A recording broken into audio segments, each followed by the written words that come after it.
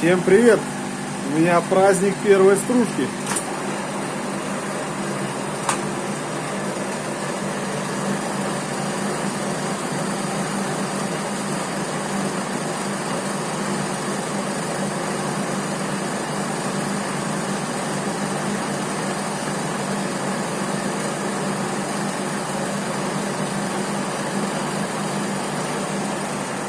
Как долго я этого ждал.